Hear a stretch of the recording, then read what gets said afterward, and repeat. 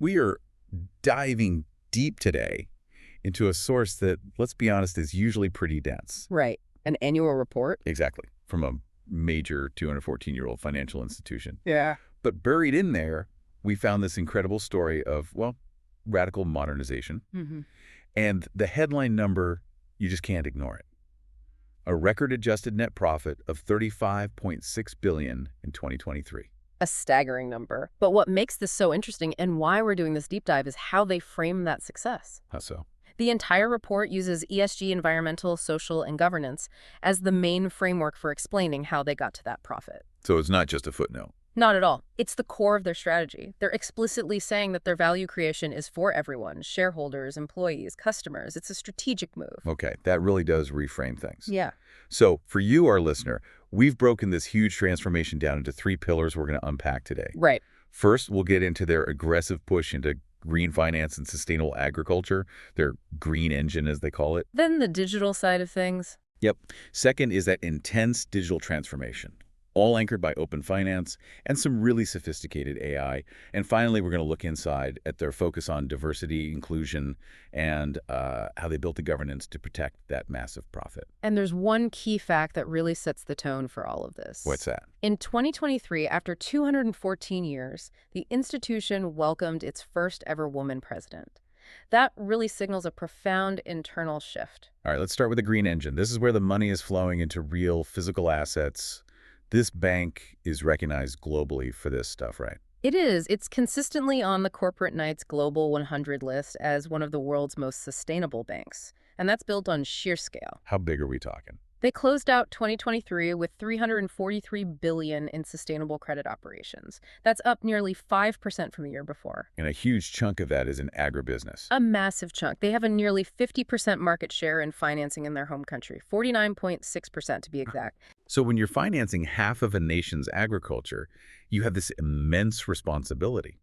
And also immense risk, I'd imagine. Exactly. You can't just hand out that much credit without managing the environmental impact very, very carefully. So how do they do it? You obviously can't send someone out to check every single farm. They don't. It's all automated. They've integrated these really stringent socio-environmental controls directly into the credit approval process. How does that work in practice? Every single rural credit application has to use the Rural Environmental Registry, or CRR. Okay. Think of it like a digital map, a database of every single rural property's environmental assets and liabilities. So it's all digitized. Yes, and by mandating it, their systems can run these automatic checks. They compare the loan application against data overlays for things like conservation units, indigenous lands, and historical communities known as quilombolas. Okay, let's pause on that term, quilombolas. For listeners who might not know the regional context, what does that mean for their commitment here? It's a crucial detail. Quilombolas are communities founded by descendants of escaped slaves. Protecting their land is a huge social and environmental issue. The bank system automatically flags any loan application that might overlap with or damage these protected areas, or any areas embargoed by environmental agencies for that matter. So they're using compliance tech to manage future financial and reputational risks. Precisely. Yeah. And there's this one really specific example I found fascinating. Go ahead. It's about soy. They explicitly ban any financing for soy production in the Amazon biome if it's on land deforested after a specific date. A cutoff date. July 24th, 2006. It's their way of adhering to the moratorium, the soy moratorium.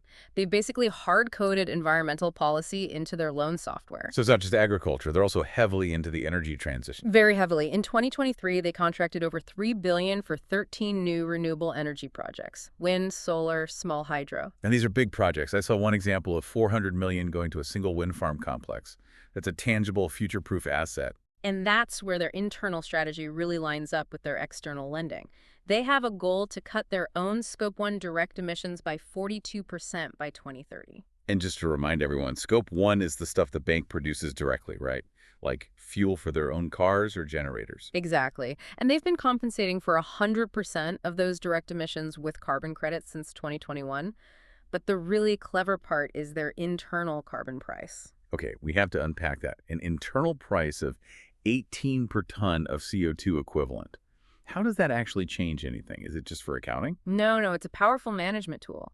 By putting a price on carbon internally, they add a simulated cost to any project that generates emissions. I see. So imagine you have two proposals for a new data center. One is cheaper upfront but uses more energy. The other costs a bit more but is greener. With the internal carbon price, the greener one might actually win because its carbon tax is lower. It forces every manager to think about decarbonization, even without a government mandate. It steers the whole ship toward greener capital decisions. That kind of rigor in the physical world has to be matched in the digital world, right? So let's shift to Section 2, the digital revolution. They were the most awarded institution at the Open Summit Awards last year, which tells you they're really at the forefront. Oh, absolutely. And the user numbers back it up. They have almost 23 million unique app users. Wow. And get this, 83.2% of all their transactions happen on the app. So digital isn't just an option anymore, it's the main thing. It is the infrastructure. Yeah. And they've monetized it so effectively, especially with the instant payment system, Pix. We've heard about how fast Pix took off, but the numbers here are just wild. They are. In 2023 alone, they processed over 4.9 billion Pix transactions. 4.9 billion. For a total value of over 3.5 trillion. That rapid growth, over 39%, wasn't just convenient for users. It brought in 432 million in tariff revenue for the bank. A direct line from digital innovation to the bottom line. Yeah. They're not stopping. The report mentions Pix Automatico coming in 2024. Right, and that's a huge deal for staying competitive. What does it do? It's basically for recurring payments. Think subscriptions, utility bills. It uses those instant payment rails to remove all the friction from scheduled payments. So they're trying to lock in their user base. Completely. They want to be the default app for everything, from a quick transfer to your monthly bills. And they seem to be using open finance, not just for competition, but for hyper-personalization to actually strengthen customer ties. They are, by offering something genuinely useful. They launched this tool called Minhas Finanças Multibanco. The multi-bank financial manager. Exactly. It leverages open finance to pull all of your financial data from different banks into one single view. No more app hopping to see where your money is. Which is convenient, but the delivery of it is what's really clever here. Oh, it's brilliant. Instead of making you download another complicated app, they made the whole thing accessible right through WhatsApp. A chatbot, basically. A simple conversational bot that's already reached over 10 million unique users. It's just a perfect example of lowering the barrier to entry for digital finance. And that focus on accessibility goes beyond just the average user. It does. They've really focused on micro and small enterprises, the MPEs. Their agro MPE portfolio alone saw its runnability jump by 1 billion.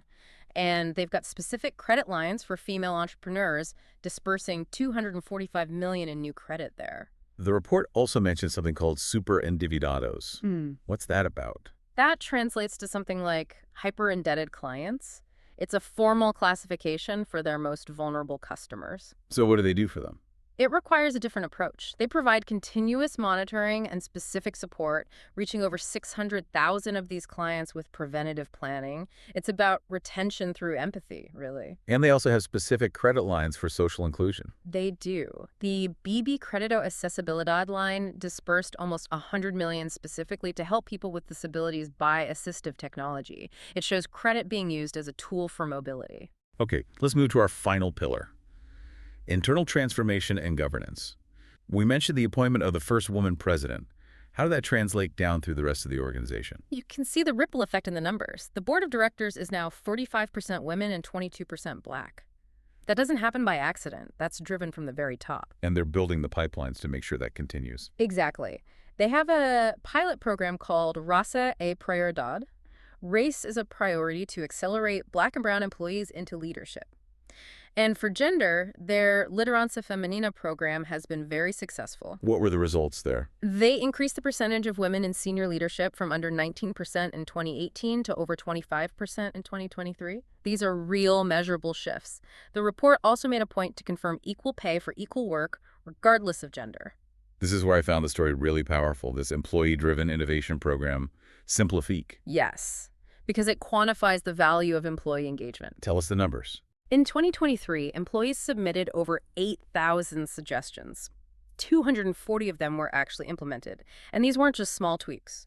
What was the impact? They estimate an efficiency gain of 1.7 million hours. 1.7 million hours. Let's put that in perspective. That's like freeing up the full-time work of over 850 people for a whole year. It's an incredible number. And that efficiency flows directly to the bottom line through lower costs and better service. And it connects right back to the green engine. Seamlessly. By simplifying processes, they saved nearly 14 million sheets of paper. That's an estimated 1,822 trees. It proves that efficiency and sustainability are really two sides of the same coin. So with all this, the scale, the trillions in transactions, half a country's agriculture, the governance and security have to be flawless. They have to be. On the cyber risk front, they're doing everything you'd expect. Vulnerability testing, simulated ethical hacking, and for customers, they've rolled out facial biometrics for mobile security, which is critical when payments are instant. And how do they manage that 99% compliance rate on the massive agro portfolio we talked about? Through a system they call Compliance Digital. It uses machine learning and OCR optical character recognition to automate the validation process. So the AI is reading the documents. The AI is reading the documents and checking them against all the rules. It checked over 480,000 operations last year, worth $111 billion. And it hit a 99% conformity rate on the agribusiness side. It's just a perfect use case for AI mitigating huge regulatory risk at a scale no human team could ever manage. And finally, a key sign of good governance, the internal reviews. Right. They confirmed that 99.16% of all employees went through a full performance evaluation in 2023, covering both their skills and their results. It keeps everyone accountable. So when you put it all together, what does this mean for you, the listener? We've just walked through a 214-year-old institution that delivered a record $35.6 billion in profit by mastering three incredibly complex things at once. Digital infrastructure, ethical green finance, and internal diversity and efficiency. And the core insight here is the synergy between them. For years, things like sustainability were seen as a cost, a compliance burden. This report makes the case that they're actually core drivers of profit. And the market seems to agree. Their stock price was up 76.2% in 2023. Okay, but let's be critical for a moment. How do we know that stock growth wasn't just a result of general market conditions? Are investors really pricing in these ESG and digital wins? Well, while the market always plays a role, the operational data here is pretty convincing. The robust governance, the de-risking of that huge agro portfolio, the massive efficiency gains, all of that directly translates into lower perceived risk for investors. So they can actually see the risk being managed. Exactly. When a bank can prove it's heading off regulatory problems before they happen, that builds a ton of confidence and trust. It absolutely drives valuation. It makes those non-financial metrics suddenly very financial. Which brings us to a final provocative thought for you to consider as you reflect on this. How much of that spectacular financial performance, that 76% stock price growth, is actually because of these so-called non-financial metrics?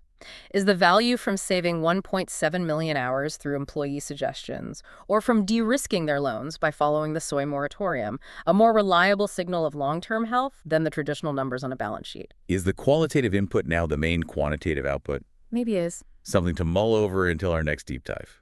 Thanks for joining us.